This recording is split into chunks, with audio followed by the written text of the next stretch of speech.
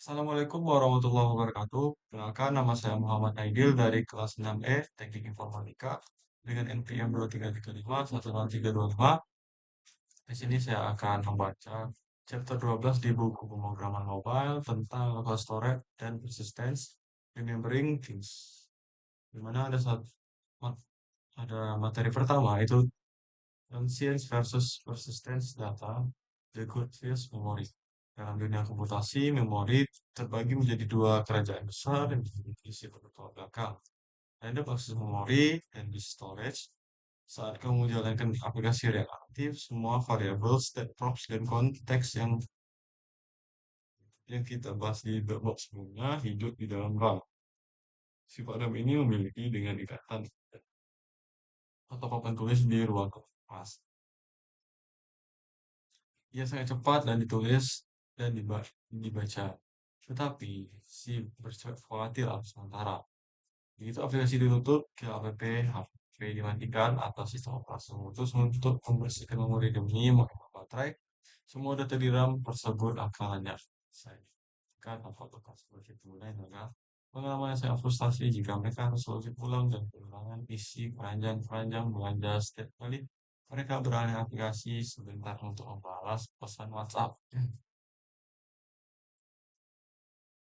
Sebaliknya, di 15 internal HP bersifat konsisten.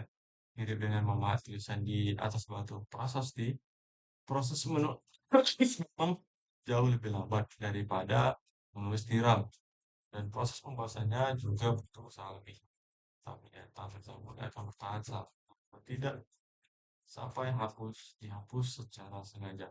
Data persisten tidak peduli orang informatika, kehabisan baterai, atau dibanting sekalipun. Selama chip memori fisiknya tidak rusak, data itu tetap ada. Tantangan utama seorang mobile engineer adalah memutuskan data mana yang layak berstatus prasasti ini.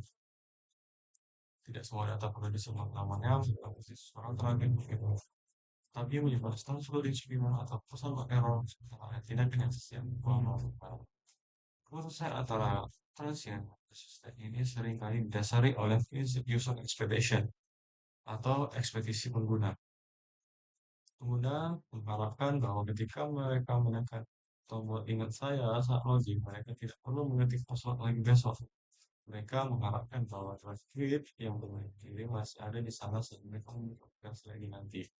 Namun, mereka tidak mengharapkan bahwa formulir pencarian yang mereka isi di lalu masih ada di sana sama. Sebagai developer, kita harus memilah data menjadi tiga kategori. Data sesi hidup selamanya buka, data kritis harus disimpan selamanya seperti traffic out, dan data cache disimpan sementara untuk performa, tetapi boleh dihapus jika memori penuh. Salah satu kesalahan formal yang paling umum adalah mencoba menjadi semua dan persisten secara membagi kotak. Menyimpan seluruh objek, state global yang raksasa ke disk. Setiap kali ada satu variabel kecil berubah, ada rasa bencana performa. Operasi tulis ke disk operation adalah salah satu operasi paling mahal dalam ilmu komputer dalam hal konsumsi energi dalam proses itu. Jika aplikasi mau melakukan auto save step, jadi oleh karena itu, strategi konsistensi harus selektif. Kita hanya menyimpan apa yang benar-benar esensial untuk memulihkan keadaan aplikasi ke kondisi yang langsung masuk bagi pengguna. Selain itu, kita juga harus memikirkan tentang struktur data yang disimpan. Data di RAM seringkali berubah objek konteks yang mendukung referensi, fungsi atau ekstensi kelas. Namun, disk hanya mengerti satu hal sama byte atau teks.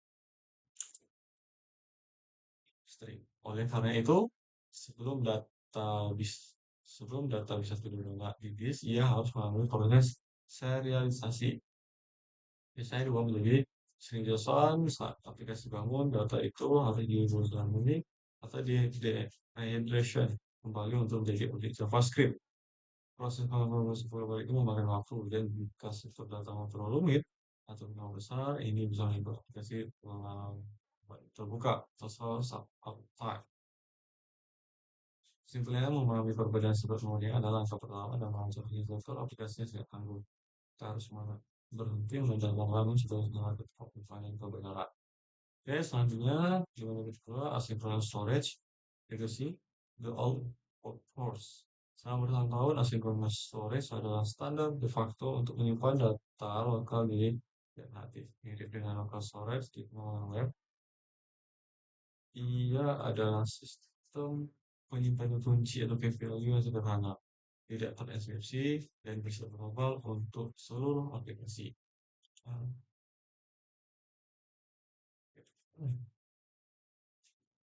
Cara kerja sangat mudah dipahami. Kamu bisa membeli sebuah putih string misalnya Senin dan sebuah nilai string misalnya Budi. Lalu yang menyimpannya antara sederhana ini single storage menjadi pilihan kamu untuk putar pemula dan aplikasi kecil sehingga menenang.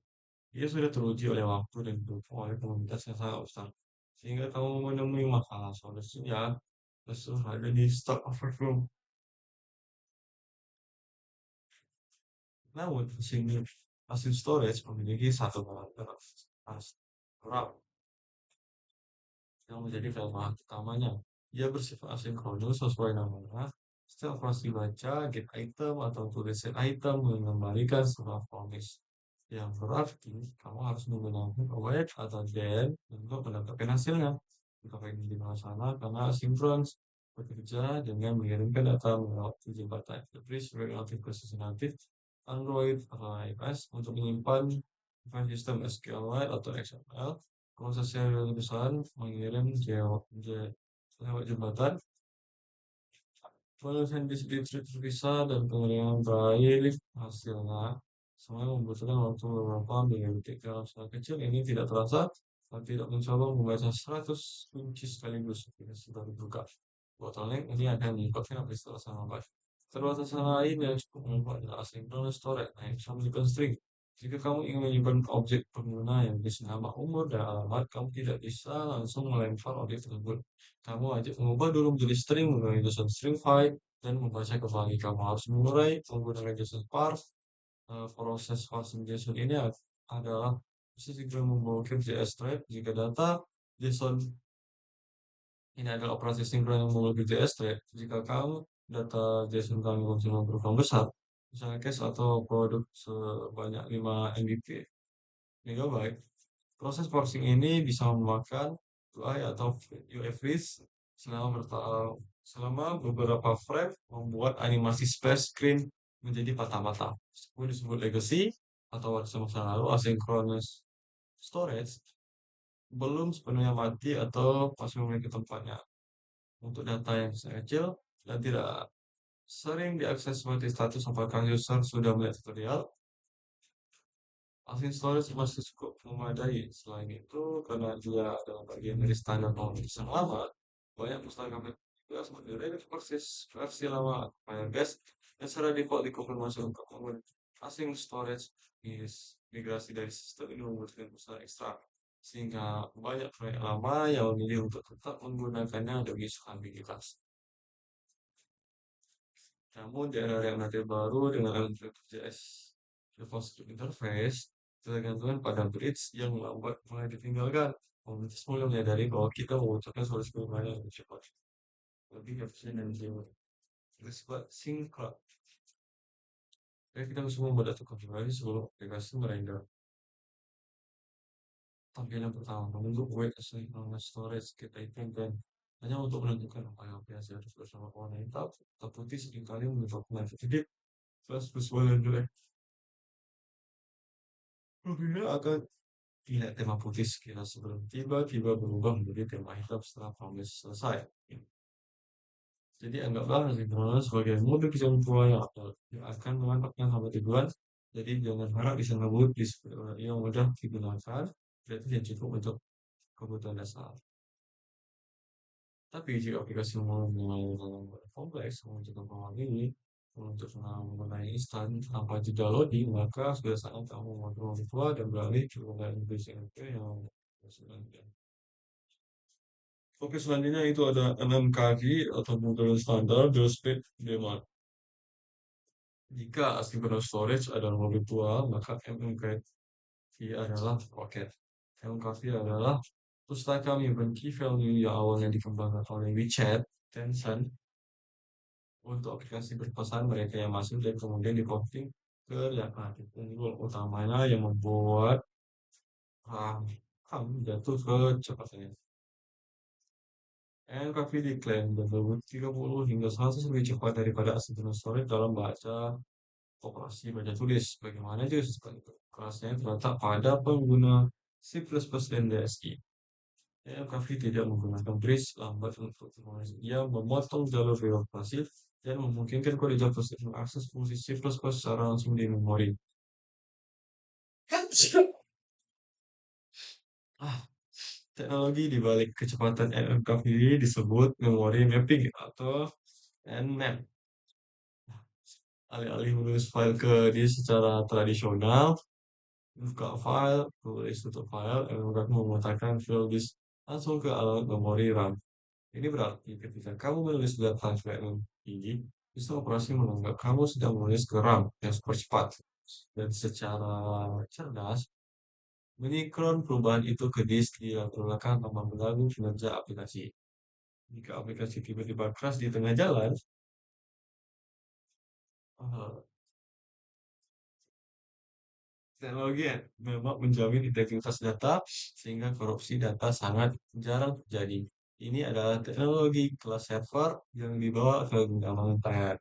Fitur game changer lainnya dari NLKV adalah sifat yang sinkronus, berbeda dengan synchronous storage yang memaksa kita menggunakan wave dan promise fungsi di MLKV berjalan secara instan dan sinkron. Kamu bisa menulis storage di string misalnya dan langsung mendapatkan hasil di baris yang sama tanpa callback, tanpa den. Ini sama metode logika, ini sensitif. Jika kita bisa mengambil peraturan tema dan bahasa di file index.js paling awal dan merender aplikasi dengan konfigurasi yang benar sejak frame pertama. Masalah tidak suka visual yang kita bahas sebelumnya musnah dengan ekspektasi dari MMC. Selain kecepatan MMKV, juga mendukung tipe data yang dikaya secara natif. Meskipun tetap berbasis key value, MMKV memiliki metode khusus untuk menyimpan penggunaan storage set through is valid dan number storage set 100 secara efisien tanpa perlu konversi string JSON manual. Ini menghemat waktu, penyimpanan, dan transformasi CPU. Untuk objek yang kompleks, kita masih perlu melakukan serialisasi JSON, tapi karena operasi tulisnya sangat cepat, dampak terhadap UI hampir tidak terasa. SMKV juga mendukung inskripsi data menggunakan algoritma IS secara out of the box, pemberian lapisan keamanan dasar yang tidak dimiliki async storage. Integrasi yang rapi dengan pustaka manajemen stats model resistant yang kita bahas di 10 atau test stack query sangat bagus. Kita bisa menggunakan middleware, persistent system untuk menggunakan MongoDB sebagai mesin penyimpanan hanya dengan beberapa baris kode. Hasilnya ada aplikasi yang terasa instan, pengguna aplikasi yang membutuhkannya lagi, dan semua dataset terakhir mereka sudah ada di sana seolah-olah aplikasi tidak pernah ditutup pengalaman pengguna yang plus ini adalah standar yang dihadapkan oleh pengguna Gen Z yang tidak sabaran. Oke, meski WWW membutuhkan konfigurasi instan natif karena menggunakan kode C++, di ekosistem Expo modern mulai developer build dan config files. Proses ini sudah diotomatisasi. Lanjut, ada secure storage dan digital value. Baik, asynchronous storage maupun LMKV memiliki satu kemanfaatan. Data disimpan dalam format teks biasa, plain text, atau format yang mudah dibaca. Jika seorang mencuri HP pengguna melakukan routing di Android atau jailbreak di iOS, mereka bisa dengan mudah menyalin file database aplikasimu dan membaca semua isinya. Untuk data privasi seperti tema gelap, ini bukan masalah besar, tapi jika kamu menyimpan akses token, password, atau informasi kartu kredit di sana, kamu telah membuka celah keamanan yang sangat berbahaya untuk data sensitif semacam itu. Kita membutuhkan berangkas digital dalam sistem Expo, berangkas itu bernama Secure Source. Expo Secure Source tidak menyimpan data di file sembarangan. Di iOS, ia menggunakan keychain service. Dan di Android, ia menggunakan keystore system dan share preference yang dienkripsi. Kedua sistem ini didukung oleh pakai keras keamanan khusus di dalam chip prosesor HP seperti Secure dan iPhone. Ini berarti data tidak hanya dienkripsi secara perangkat lunak, tetapi kunci inskripsi disimpan oleh area perangkat keras yang terisolasi dan sangat sulit ditembus bahkan oleh malware sekalipun.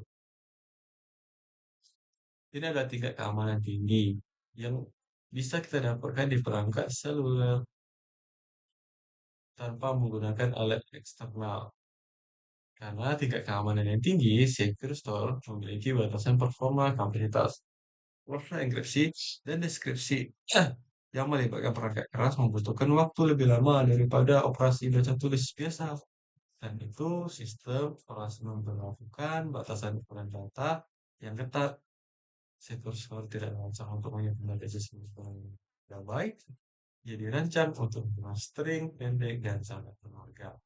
PGWT, API, atau biometric token yang coba menyimpan seluruh cache profil pengguna di Secure Store akan membuat aplikasimu lambat dan mungkin gagal menyimpan karena batas penggunaan API Store Secure mirip dengan asynchronous store karena asinkron promise based. Mengingat proses eksekusi butuh waktu, kita menggunakan wait secure store set item machine token machine 123 wait secure store lagi token salah satu fitur penting yang seperti ada opsi record authentication utama di iOS. Opsi ini memungkinkan kita memaksa pengguna untuk melakukan pemilihan Face ID atau Touch ID. Sekali lagi, setiap kali aplikasi ini membaca data sensitif tersebut, ini memberikan lapisan keamanan agenda, bahkan jika HP dalam keadaan tidak terkunci atau dengan lemah. Namun, tersebut tidak bisa mengakses data sensitif, dia pasti tetap mewajibkan aman selama untuk bahwa secure ada solusi anti hack di perangkat yang sudah di root atau di jailbreak secara ekstrim. Potensi sistem operasi bisa saja di bypass oleh peretas yang sudah ahli oleh itu prinsip keamanan dan ya sih pada data sensitif di klien jika tidak benar-benar perlu akses token sebenarnya lebih pendek short like dan refresh token harus disimpan dengan hati. Secure Store ada tempat teraman di sisi klien dan tapi server tetaplah tempat teraman yang sesungguhnya. Kesimpulan, Secure Storage adalah komponen wajib untuk aplikasi yang memiliki fitur login. Jangan pernah dalam banyak aku menyebut token authenticasi di asynchronous store atau mungkin polos. Pisahkan pertimbangan berbeda preview untuk data umum. Gunakan secure untuk kredit saya rasa demi keamanan. Sebenarnya offline first architecture surviving surviving the apocalypse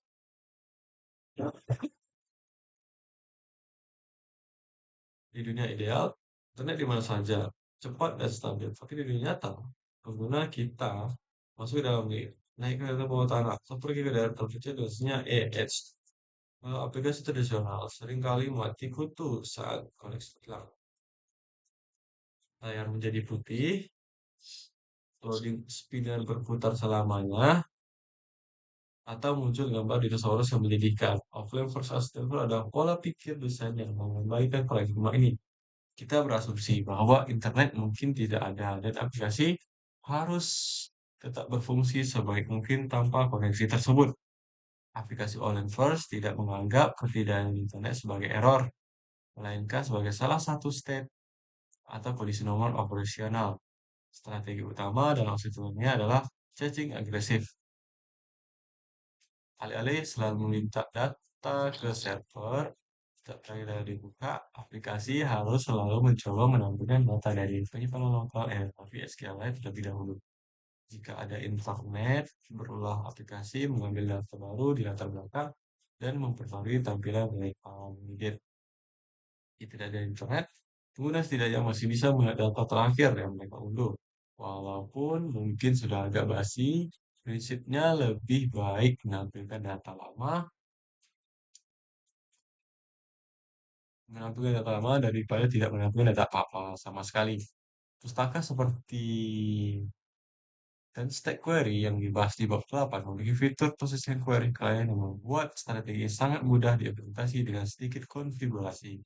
Tantangan terbesar offline first bukan pada membaca data reading, melainkan pada menulis data, editing, atau melakukan aksi. Apa yang terjadi jika pengguna menekan tombol like dan post komentar saat sedang offline? Kita tidak boleh menampilkan error gagal connect. Sebaliknya, kita menggunakan teknik optimistic UI update. Kita secara otomatis memperbarui tampilan UI secara seolah-olah aksi itu sukses. Tombol like berubah jadi merah, lalu menyimpan aksi tersebut ke dalam antrian sinkronisasi (sync queue) di penyimpanan lokal. Aplikasi berjanji pada pengguna, oke, saya catat like-mu, nanti saya akan sampaikan ke server kalau sinyal sudah ada. Mekanisme sync queue ini bekerja di latar belakang. Kita bisa menggunakan pustaka seperti Expo Background Effect atau NetInfo Listener untuk mendeteksi kapan internet kembali online. Saat sinyal terdeteksi, aplikasi akan memutar ulang replay semua aksi yang tertunda di antrian. Mengirim komentar, upload foto, mengirim like, proses ini harus transparan bagi pengguna. Namun ini memunculkan masalah rumit yang disebut konflik data. Bagaimana jika saat offline pengguna mengedit profil? Tapi di server admin juga mengedit profil yang sama. Siapa yang menang? Strategi penyelesaian konflik. Password wins atau server wins yang harus dipikirkan matang-matang sesuai logika bisnis aplikasi. Untuk data yang sangat kompleks dan rasionalitas, seperti aplikasi inventaris gudang offline menyimpan bisa di mungkin tidak cukup. Kita perlu menggunakan database relasional.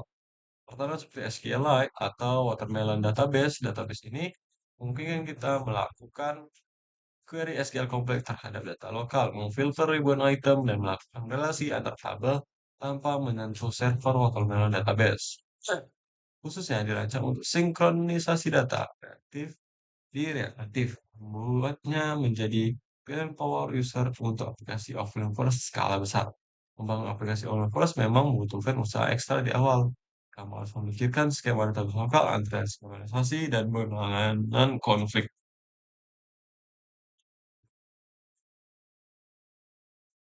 Selanjutnya itu ada integrasi kesamaan The Book of Deeds. Hah, Oke, yang pertama ada transient versus Persian dan konsep fana versus baki. Kita belajar bahwa di RAM itu cepat dan volatil, mudah hilang. Sedangkan data di disk persistence itu abadi. Jangan sampai kita salah menyimpan data penting hanya di RAM karena saat daya mati. Semuanya lenyap. Ini adalah pengingat tentang hakikat dunia, fana, dan akhirat. Dunia adalah RAM, segala kemewahan dan status di sini bersifat sementara, dan akan dihapus saat sudah kematian tiba. Hanya amal soleh yang dipersisten ke dalam catatan amal yang akan abadi. Dalam Quran surah An-Nahl ayat 56, ayat dalam, dalam surah An-Nahl ayat 96 yang berarti apa yang di sisimu akan lenyap atau punah dan apa yang di sisi Allah Subhanahu wa taala adalah kekal. Sebagai developer, kita harus cerdas memilih mana data yang perlu disimpan selamanya. Sebagai muslim, kita harus lebih cerdas lagi. Jangan habiskan energi hanya untuk mengejar hal-hal RAM akan hilang. Tapi fokuslah menabung amal jariah yang tersimpan kekal di servernya Allah Subhanahu wa taala. Yang kedua, secure store dan kewajiban menjaga amanah. Kita menggunakan secure store dan enkripsi karena kita tahu data pengguna seperti token atau password dan rahasia yang harus dijaga. Menyimpan password dalam bentuk teks biasa atau plain text ada sebuah pengkhianatan terhadap kepercayaan pengguna. Dalam Islam, menjaga rahasia dan data orang lain adalah bagian dari menjaga amanah. Dalam Quran Surah Al-Anfal ayat 27 yang berbunyi, hai orang-orang beriman, janganlah kamu mengkhianati Allah dan Rasul Muhammad dan juga janganlah kamu mengkhianati amanat-amanat yang dipercayakan kepadamu, sedangkan kamu mengetahuinya. Hmm. Jadi data pengguna adalah titipan. Jika aplikasi kita bocor karena kita malas mengimplementasi keamanan atau lazy loading, kita berdosa karena lalai menjaga amanah. Selain itu, Secure Store mengajarkan kita sifat Allah, yaitu as-sitir, maha menutupi. Sebagaimana Allah menutupi aib-aib kita punya Kita pun wajib menutupi data sensitif pengguna dengan enkripsi yang kuat. Yang ketiga, offline first dan persiapan bekal. OZAK.